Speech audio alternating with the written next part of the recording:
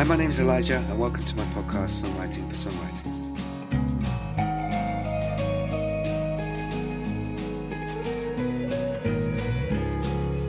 This week, my special guest is Jamie Lawson.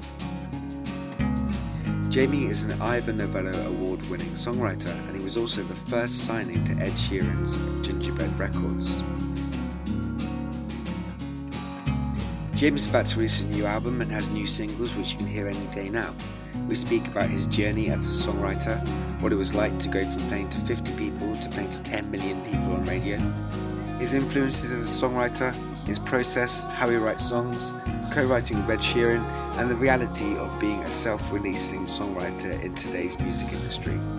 So thank you for listening. Please subscribe and share this podcast with anybody who you think might love it, and enjoy the podcast. Joining me today on my podcast, Songwriting for Songwriters, is Jamie Lawson. How are you, Jamie? Very well. Thanks for having me. How are you? I'm good, thank you, mate. No, it's an absolute pleasure to talk to you. You're someone that I've been listening to for a while and was keen to get you on, so thank you. I've got a few questions for you, so I'm going to but let's first of all, let's just start with, I heard a new single this morning that you sent me, A Little Weakness, which is, it's fantastic. It's really, really, really hooky. I listened to it twice and then just couldn't get it out of my head for the best part of an hour, which is always a good sign for a single, if it is indeed a single. But you've got a new music coming soon, a new album coming soon. So just tell us a little bit about when that's coming out and what's been behind those songs and themes and what the journey's been like for the new album. Wow. Okay. So the new album is called Little Weaknesses. So I guess the song Little Weaknesses will be seen as the title track, but it isn't really. It's just that I like the title. Nice. So I used it twice. So it got made last year and it'll be out this October. The first single is called Napoleon Dynamite and comes out August 4th. Great. I think there's 3 singles before the album. Fantastic. And then the album, yeah. Brilliant. And is that on Gingerbread Records? Is that on a different label? Are you still in that relationship? No, it's not on Gingerbread. That came to an end. That was a 3-album deal that wasn't renewed. So that's no longer a thing for me. So this is actually my kind of first self-release. In a way, it's my second self-release. My first album, Last Night Stars, which came out 20 years ago now, was self-released. Fantastic. So I'm kind of back to doing it by myself on my own. Well, me and my manager, Tim. Fantastic. I mean, that's, I've self-released since 2012. And obviously the industry's changed massively since your first album 20 years ago. But are you excited about that prospect? Because it does give, I think sometimes people that aren't signed or maybe aren't in the music business might not know, but there's a growing kind of, the last 10 years there's been a growing number of artists self-releasing, and there's highs and lows to that journey, aren't there? But are you excited about this as a new thing? Yes, and well, the thing that's difficult about it really is the amount of other work away from writing songs and performing songs that there is to do. Yeah. So at the minute, I am constantly trying to make social media content. Yeah. And I find that very difficult and very frustrating because I'm not an editor. Sure. And I'm not a cinematographer. Sure. And those weren't my interests. Yeah. So being my own label, I'm kind of giving myself a certain budget, I suppose, and it's a lot of my own money to be putting out there and having then to do things myself, which, I find it really hard. It sounds like a new adventure. It is difficult because the thing that we love doing, isn't it, is writing songs. It's the business side of it and the promotion side of it is a big machine, which you're kind of haunted by, almost told every day that you've got to do so many TikToks, and it actually what you want to do is write songs, and it is is the machine behind the kind of what people don't see. That is, it is a tricky thing to do actually, and to also maintain your happiness whilst trying to release your album. Yeah, and being kind of essentially just trying to chase the algorithm Yeah. that I don't understand, and I Yeah. don't think anyone understands. No, no, no. True. So I got told a thing the other day that if you haven't hooked someone within 3 seconds, they'll move on. That as far as I can see, that's impossible. Do you know Yeah. what I might be exaggerating. It might be 6 seconds or something like that, but it's a Sure. stupidly small amount of time Yeah. to be pulling someone in to songs like mine, Sure. which So, are I would hope kind of gentle, inviting songs, mm, but they don't want to hit you over the head. no, They're not.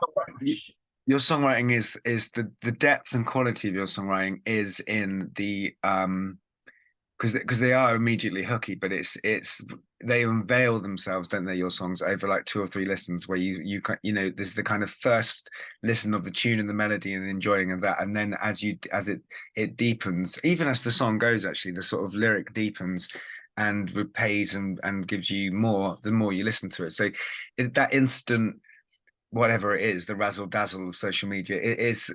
I suppose it's also true of if I can't imagine Neil Young or Joni Mitchell would have been able to razzle dazzle in 6 seconds either. So it is a slightly strange world we find ourselves in as songwriters, isn't it? Yes, because it isn't a songwriting world.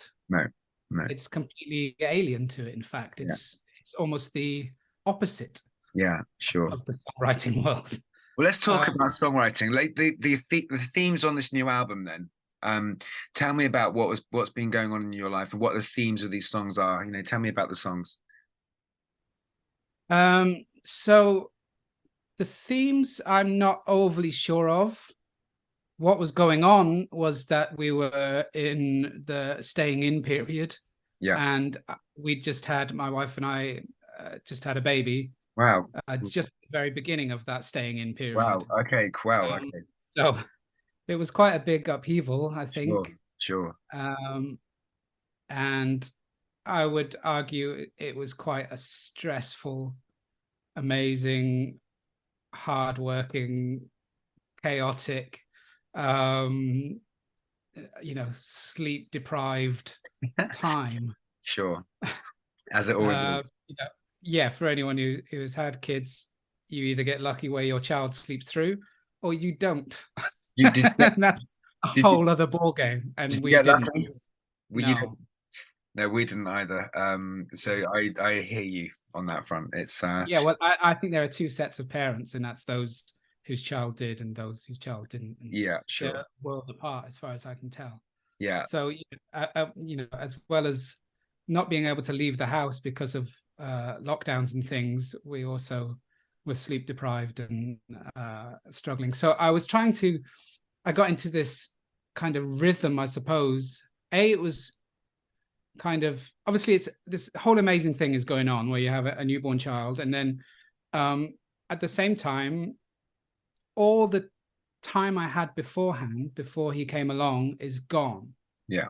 So this creativity that I still have Yeah. in me that wants out Yeah. no longer has the outlet to get out. Yeah. I hear you. So it's bubbling in me, and it's boiling over, and it's becoming frustration Mm, and all these things.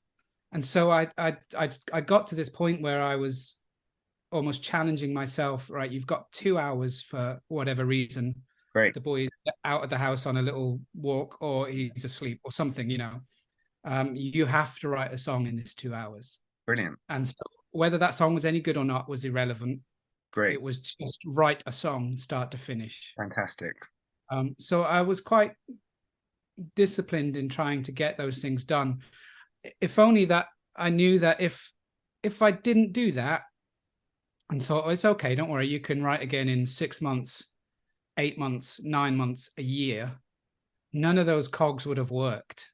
Sure. And it would have taken me another 6 months to get those cogs working in order to start writing good songs. Because as I understand it, or how it works for me, is if I don't keep that songwriting kind of method what do I mean? You know, if those cogs aren't continually turning, they do rust. Okay. So in writing songs very quickly, it just meant they worked. Yeah. And then, you know, when I finally found a bit more time, things might come through, I hear which you is there. kind of how it happened.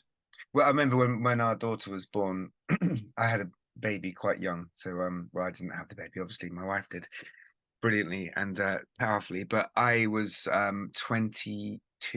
So Wow. suddenly quite a young age, and suddenly like the brief period from teenage 18 to 21 was quite quick. But I suddenly remember thinking like, okay, the way you've been writing has to change, because you have to kind of, you're not going to have that time. And even though my wife is incredibly supportive and always has been, and as now we're in a band together, it was, so there was a lot of room to create. I remember just having to make the decision that I'm going to have to do a lot of this in my head and actually do a lot of it up there whilst walking or whilst doing something, and just change the writing style a bit. So it's really interesting to hear you talk about the discipline of using your time to make sure you get it done, because sometimes, I'm not saying it's adverse, those conditions, because obviously you've got a beautiful baby and there's lots of great things, but still creating in different conditions or adverse conditions is a great thing to have done.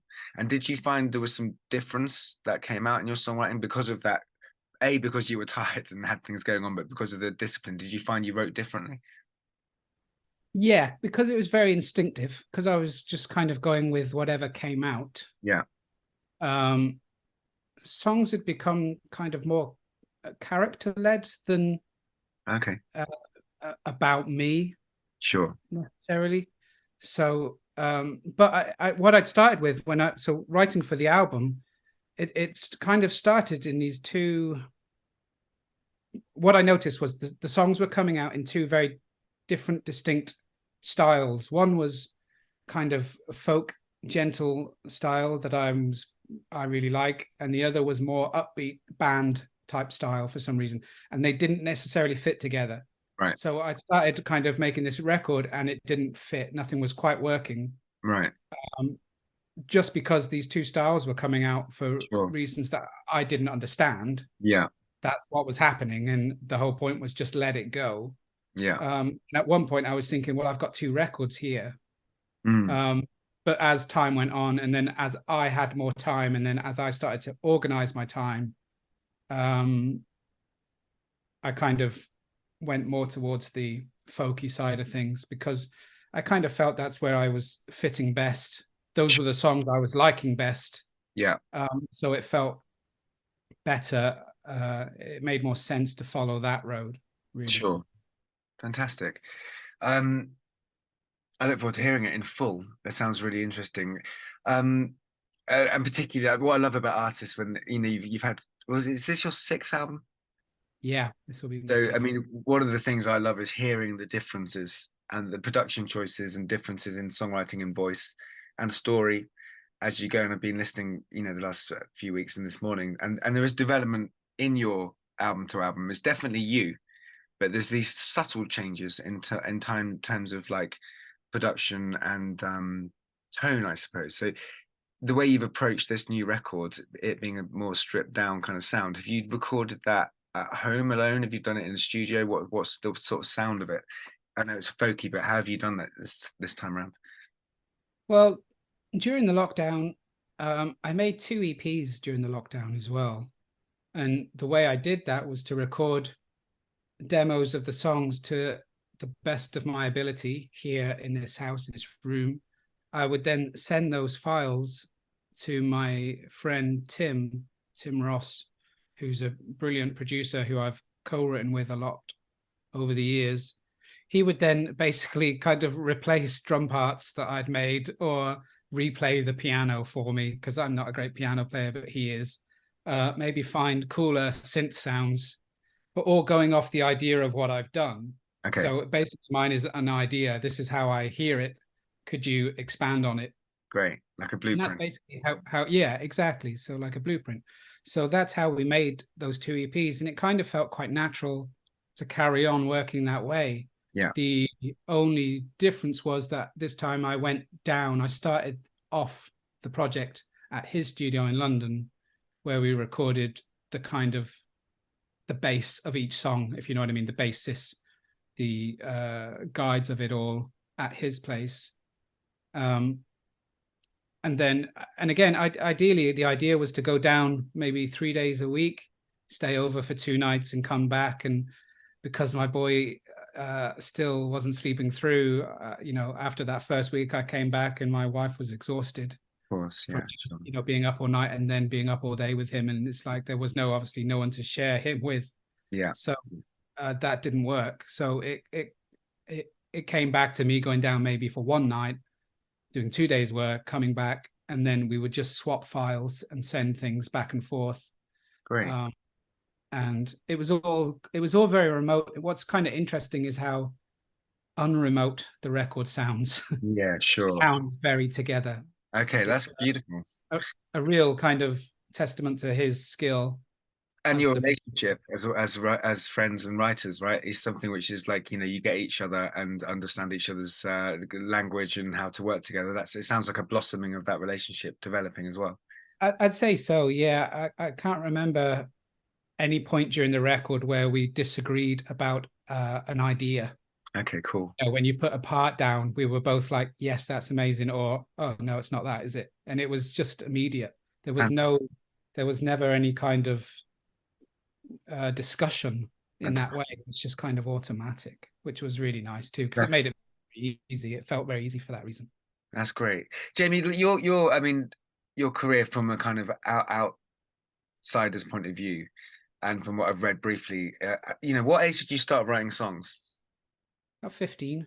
15. So it sounds like, from what I've read, like you were in bands and putting up your first record and doing what you were doing, and releasing stuff and having like a groundswell support and everything. And then it seemed like all of a sudden, not all of a sudden, obviously, because you've been working really hard on it, but then you hit the big time, right? You really do land you win an Ivor Novello I wasn't expecting that.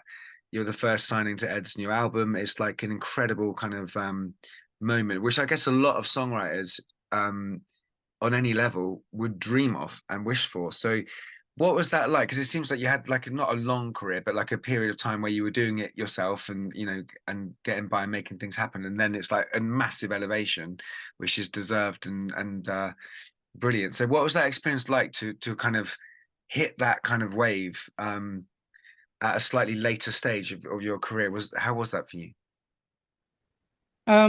It was brilliant. It felt great. It felt like I was really proud of myself that I hadn't given in. Yeah. That I hadn't gone and got a different job. I always thought I had the talent to do it. Yeah. I just, I kind of always told myself it just takes people listening to the songs. I just have to get the songs to them. Yeah. And that seemed to be the tricky bit for many years, So when Ed came along and, as you say, he set up a record label, I was the first signing. He kind of introduced me around the world, launched it in Australia. We did US radio shows, big ones. So I remember doing we were in a hallway of some radio station somewhere, and it was Ryan Seacrest, I want to say. He has a radio show. Yeah. And he just said, oh, come on quick then. And we go into the studio, we play, he talks to Ed a bit, and I'm going to sing, and just as before I'm going to sing, Ed says there's 10 million people listening. I'm like, why are you telling me that? Yeah, fantastic. Ed's the sort of person that would love that. Yeah. And I'm like, I don't want to know. Yeah. So suddenly I go from, really playing to 50 people, if I'm lucky, in a pub in London, to being heard by 10 million people on a radio in the US, and opening for Ed in arenas and stuff. And it was incredibly fast. It was really hard to take in. It was really difficult to enjoy the moment because you were always gone from that moment so quickly. Sure. Doing something other and on a plane or something, it was kind of weird. And I think it was good. I've never really been big into partying or drinking. But Okay. I'm sure if you were, that would be very hard Yeah, sure. to be doing that life, to be Yeah. going all over the place and doing that. So I'm Yeah. kind of glad I didn't do that. So I was very grateful for it coming along as it did when it did. Um, yeah, it's kind of weird looking back. It is almost like it didn't happen. Did it It's change your great. songwriting style? Because I one would imagine. I mean, I was signed to a label and management, and at the starting point of my career, and there was a point like it was a brief period, but it did slightly in a really positive way. It impacted my songwriting, and then but it also made me question myself a bit sometimes about try because we were always trying to find the elusive single or the best song to put out next, which became this kind of slightly strange thing. So from my own experience, sometimes having a spotlight on you can change you or make you question yourself. Did any of that happen to you, or was it a very fluid kind of easy thing? Because I know that from what you've said before, but Ed being your label boss and being the writer that he is, tended to kind of trust you, let you, he trusted your instincts musically. But was there any kind of pressure to sort of conform to other people's idea of songwriting, or questioning yourself? Um, I think I did start chasing radio songs, Sure. um, which, there are certain songs on records that I don't listen to, that I wouldn't, that I would take off in a heartbeat. Okay. So yes, I don't think that ever came from Ed. Right. I think I felt a pressure to be on the radio, Sure. um, especially because wasn't expecting that did so well, and we got a couple others following that. And it was, it's really nice to hear your song on the radio. That's a Good. thrill. Yeah, it is. So Yeah. it kind of is the holy grail in a way. But radio has changed. I mean, since 2015, I suppose, radio changed massively in the sort of songs that are on it. Yeah. Uh, and right now, like Radio 2, if you listen to Radio 2, um, it's a bit, well, it's almost Radio 1.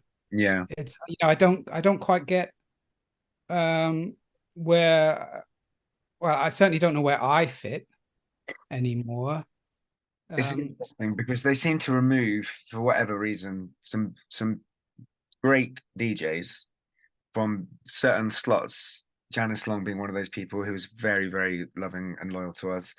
Bob Harris on the Saturday Night Show, but certain people that were able to curate their own show, they sort of took away. Alex Lester was another one where they took away kind of the sort of freedom for them to pick their own songs and then remove them from the radio to, and so it sort of it's morphed, isn't it, to a different kind of station. I think so. I mean, I guess that's quite normal. Yeah, Things change. move and change and shift, and that's okay. The only issue is for me personally is like, well, where does my music go?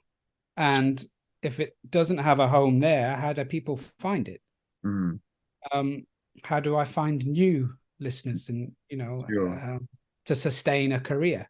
And But at the minute, I don't know the answer to that question. well, hopefully by doing this podcast, Jamie, that'll be Yeah, this part is of a new that's way of reaching yeah. people. You're right. Yeah, I Exactly. mean, you really highlight something which is, very true of songwriters and artists that are independent or on not on major labels. Is the battle is we love writing songs, but it's how to get it out there, which is sometimes which is remarkable and can be very like for instance in our band right now in Russia and Mexico, there's loads of people listening. I have no idea why. We've never been there. So there is like the internet has made things very exciting, but it is quite difficult to get it out there. But let me just jump back for a second to you and Ed's relationship. Was Ed, because I know he kind of played all over the place and gigged all over the place. Did you meet him on the road, or did he kind of hear you and sort of get in touch? Did you know each other before working together, or how did that? We met once at the Bedford in London. Do you know that place, the Yes, Bedford in Balham? yeah, So I used to play there a lot, as did he. The guy Tony Moore used to book the bands there, Tony Moore and Lucy Dixon, and we both got booked to play a Christmas show at the end of the year type thing, and that was the only time we met. He played the A Team that night. So Wow. this was just before he got signed. He played the Yeah. A Team. I played Wasn't Expecting That. He complimented me on Wasn't Expecting That, and I thought the A Team was brilliant. So that was that really. And then we lost touch straight away. He got signed, took Okay. off into the stratosphere. Sure. Went number one with his record, started touring, and then on his second record, he was touring that and doing a secret show in Dublin, a songwriter night called the Ruby Sessions, which I've played before. And he asked them to get in touch with me as if I could open up for him on that Fabulous. secret show. And Great. that's how we connected, and it all kind of started from there. Fantastic. Fantastic. And so you wrote with Ed as well, didn't you? And you've written with other Yeah. people as well. So when you're writing as a co-writer or a collaborator, how is that as an experience for you? I really like co-writing.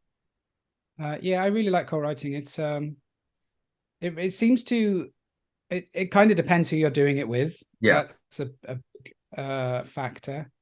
For instance, writing with Tim Ross, I really tend to write different lyrics over his music Okay. than I would over my own. And I don't know why that is. I don't know why I respond differently to his chord changes. That might be exactly the same as chord changes I've played before. Sure. Just something other comes out. Yeah. Writing with someone like Ed is incredibly quick. Yeah. It's all instinct and it just floods out and it all makes sense. Yeah. You have to kind of fight for your little bit to get in there, Sure. and hope that he hears that, which thankfully for me he did. So yeah, I've written with Ed a few times. It's an interesting process. I did notice one of the things I did for this new record. What I noticed was in co-writing with different people, with time apart between those sessions, I started writing a very similar song, which was generally a song about maybe, holding on, you'll get through type Okay. songs, Right. which I Right. have a lot of, which I still write a lot of. They obviously keep wanting to come out of me Sure. for whatever reason, and I still have songs like that on this new record. But I'd realized I was writing a lot of them, and I wanted to get past that somehow. So me and Tim went away. We got an Airbnb in the Cotswolds. We took some equipment, and I came up with this thing of I need to get past this initial idea. So we're going to write a song in 3 hours and move on. And we were there for 3.5 days, and we wrote 9 songs. Right. And by the third day, or late in the second day, so like the 5th, 6th song, this whole other set of lyric would come through Right. that I had no idea about. That I don't know what it meant. It was just very different to the hold on type songs. Okay. Yeah. I really liked it. It was descriptive. It was unusual. It was storytelling, and it wasn't me. So I really, really enjoyed those songs and thought that was a really interesting way of writing. Again, didn't matter what song came out, just trust it and go with it, follow the song, Yeah. and move on immediately. Yeah. And write something else. It was really interesting. It's a really good process. So a few songs for this new record got written that way. And a few others got written on songwriting camps, actually. Great. So meeting people for the first time. Yeah. And you're just diving in at the deep end and hoping that the other people get where you're going. Yeah. Happy to swim with you, So Fantastic. Yeah. So your early influences, songwriters, who are the people that made you want to pick up a guitar and write, specifically not make music, but specifically who made you want to write songs? I don't know really. The picking up the guitar thing is like I never had a guitar hero. When I was a kid, I was into the Jackson 5 and the Smiths and the House Martins. Great. And things like that, So all those songs, brilliant lyrics and amazing melodies. Yeah. So that's obviously kicking in there. Yeah. And it probably wasn't until I was, maybe 17, 18, 19 even, where I'd started listening to REM and Crowded House and similar bands. I guess Nirvana would be around by then, and Pearl Jam, that I was big fans of. Yeah. Um, who else would be coming along? 10,000 Maniacs, Natalie Merchant, Mark Eitzel. And then kind of really digging into songwriting in terms of what lyrics can do, of realizing that lyrics can be just sung without thinking about them, or you can really delve in and try and work out what they mean. Yeah, More sure. often not fail, but it'll mean something to you. Whether that was the writer's intention is probably irrelevant. It's only important what it means to you, really. Well, it kind of is, but like, I mean, I wasn't expecting that, for example. It's just, I mean, that is it's beautiful, as you know, as many people know, and it's obviously resonate. I mean, you know, obviously having a platform is one thing, but even if you have a platform, a song won't resonate unless it's a good song. It doesn't matter who's behind you and who's backing you. You can have all the attention in the world. If the song doesn't resonate, it's not going to deliver. And that song really, really is one of those songs where people really connected with, and I listened to it again this morning, and it's a beautiful lyric.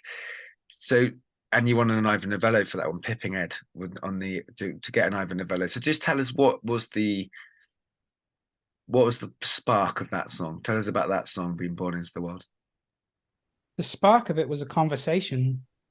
I was in Dublin with a few friends. I used to work in Dublin, so I'd kind of caught up with some people I used to work with. Within this conversation, somebody said, I wasn't expecting that. And obviously, I must have heard that phrase before. Yeah. That's not an unusual phrase for someone to say, but for whatever reason, it went straight into my head as, oh, that would be cool. That's a nice title. Oh, it could be one of those tagline songs where you sing it at the end. Oh, actually, you could probably sing it at the end of every line. Yeah. That would be interesting. And already, whilst I'm in this conversation, and this conversation is still going on, I'm planning a song. Yeah. Whilst taking part in a conversation. Yes. And kind of understanding what the song should do. So the next day I started writing, working out where it would go. I had this line of, it was only a kiss anyone could have missed. And I wasn't expecting that. Nice. And kind of realizing that wasn't the first thing that happens. There's a step before that. Yeah. Working out the step before that, and then realizing, oh, this could go to another step. Where does it go next? And then realizing, oh, what if you just tried to make the whole life story? That would be quite cool. Can you get a couple's life story in 3 minutes? Fantastic. That's a nice challenge. Yeah. And to some extent, I did that. I wrote it almost all in that afternoon, apart from the last 2 lines. I couldn't work out how to finish the song. Okay. So that stayed with me for another week or so. And then I was on a train from London to Cornwall, where I was living. And that's when it came on the train. Fantastic. And I was a bit like, you can't do that. That's not fair. Because I'd written this really lovely, sentimental, beautiful life story of a couple.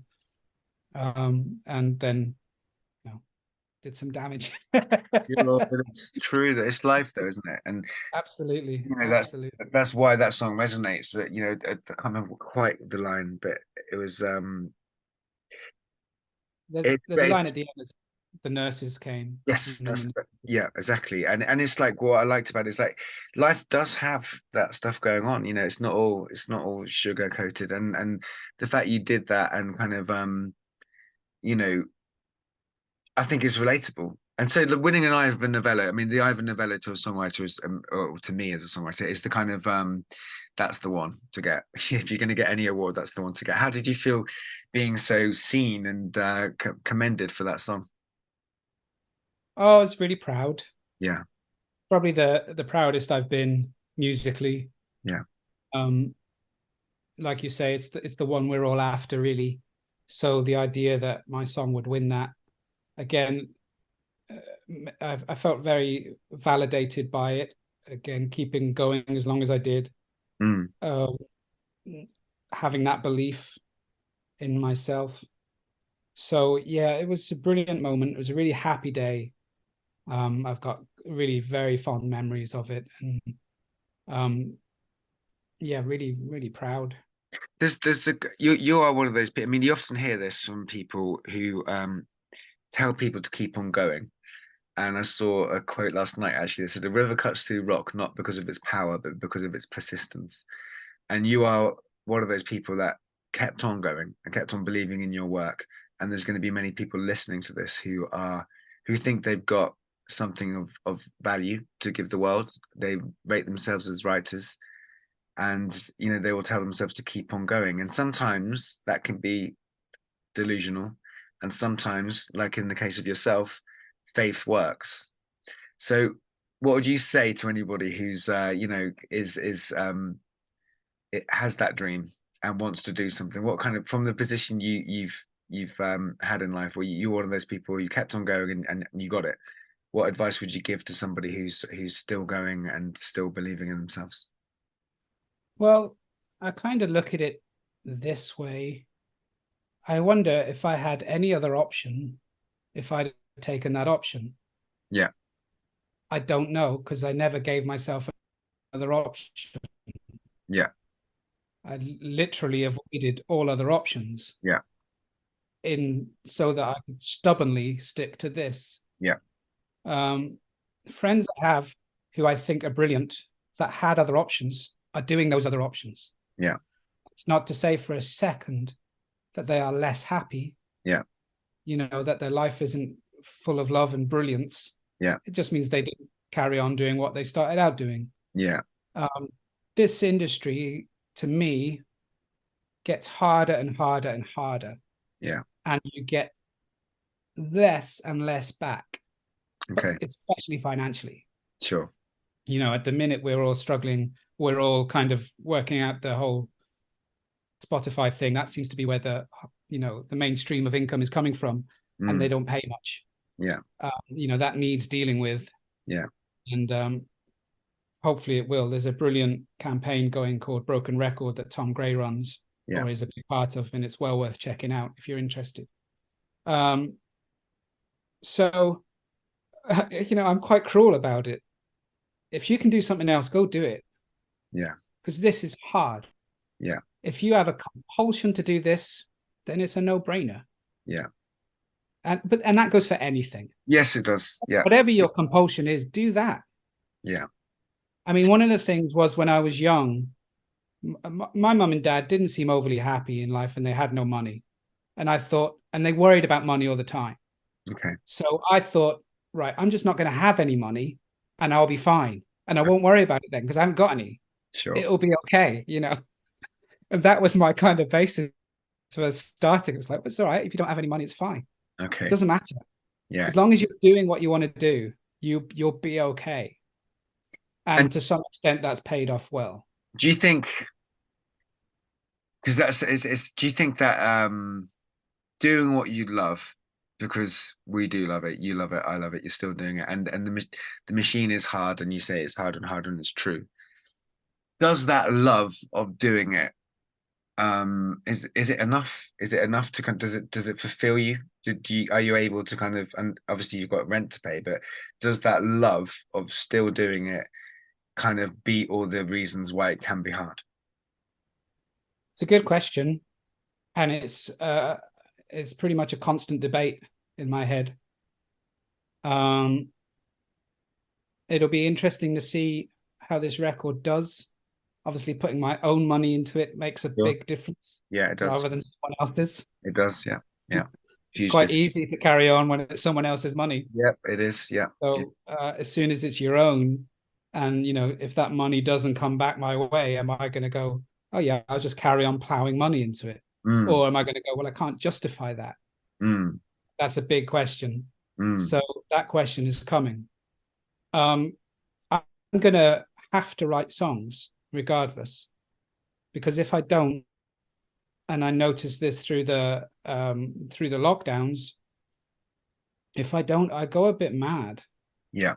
I get a bit wound up, and I had no idea how much I relied on songwriting as a cathartic experience. Yeah. Yeah. Because it doesn't necessarily you don't have to necessarily write about what it is you're going through. you just have to sing something out. Yeah. Just a purging. Yeah. So the song could be the complete opposite of what you're going through, but it's still going to help with what you're going through. Yeah. And it's similar to writing sad songs. You know, I've written a lot of sad songs, but I always think of them as a very optimistic practice. Sure. It's about creating something out of nothing, and suddenly having a finished song that, you know, hopefully others can relate to. Yeah. But has, you know, taken something off you, you know, taken some of the weight off your shoulder and just made you get through the day a bit. Do you believe that there's a creative force outside of yourself? Do you think all these songs come through you, or do you think that you're gifted them, or that you're channeling them, or there is some kind of, they exist somewhere else and you're just kind of catching them with a fishnet? I ask every songwriter this because I find it quite a fascinating answer. What's your relationship with that idea? I don't know. I don't think, I personally don't think they're kind of floating around. I don't know the answer to this really, because ideas come quite fully formed sometimes, and maybe you do have to wonder where that came from. Yeah. But where it came from was inside you. Yeah. That's where it came from. Yeah. And it came from all the other hours of songwriting that you did before, and all the other hours of listening that you did before, and all the other hours of reading about these things you did before, and watching films. You know, it's all in there. It's just in there. It's in there, and something brings it out, but it's in you. Yes. Yeah. Not outside of you. Okay. Do you know what I mean? It I do. It can't be floating around. It's got to be in you to come out. Fantastic. So the album's coming out. Sorry, did you say the first single comes out on the August? Did you say? Yeah, August 4th. Napoleon Dynamite comes out. Brilliant. And where can people get pre-order this album, or buy themselves a copy of it? Well, you can pre-save the single now. The pre-order for the album will be August 4th. Great. And it will be out everywhere. Hopefully, you know, it'll be in HMV and all the, hopefully independents will take it too. Great. And FOP and things like that. So hopefully people can find it. It shouldn't be difficult to find. If they can't find it because they're, you know, in some other country, then I have a website, jamielawsonmusic.com, where all the links should be to get hold of anything they wish. Well, we'll aim to get this podcast out either next Sunday or the Sunday after, so it aligns with your single. And I'm just going to ask you one more question, if I can. A question which I ask everybody, and I know it will change from minute to minute, day to day, but I would love to know, outside of your own brilliant songs, if you could have written any song and had labored over it, or whatever the process would have been, what song would, by somebody else, would you have loved to have written? This is a good question. It's not something I thought about. I was recently listening to You Can't Hurry Love. Now, I don't know who wrote You Can't Hurry Love. I'm going to guess at Lamont Dozier. Yeah, I think so. Or The Corporation, you know. Yeah. It's a fascinating song. It's got, it goes from an A part, first verse, to a B part, chorus, straight to a middle eight, C part, back to a chorus, B part, back to a different middle eight, C part, back to the chorus, back to a verse, back to a chorus. It's so unusual. Yeah. And I don't know any other song that follows that formation, and it's brilliant. It is. It's so catchy, and it stays with you, and it just keeps rolling. And I love that. I think that's really cool. And I only kind of noticed it recently that it did that. So that's been on my mind. Other songs. It's such a tough question. Such a tough question. That's a great answer, because it's like, you know, it will change tomorrow or later this afternoon, but that's a great answer because you've highlighted a different kind of structure. And like you said, it does just keep motoring, that song, doesn't it? It keeps song delivering and delivering. So yeah, that is a classic answer and a classic song. Yeah. And also, if I had written other songs that I love, I wouldn't have the same relationship to them. So maybe it's a good yes. That you're quite right. You're quite right. Jamie, thank you so much for your time and honesty and brilliant and answers, and wish you all the success with your new album. And I'll make sure that we link to everything, and keep on trucking, my friend. Bless you. Thanks very much. Thanks, Jamie.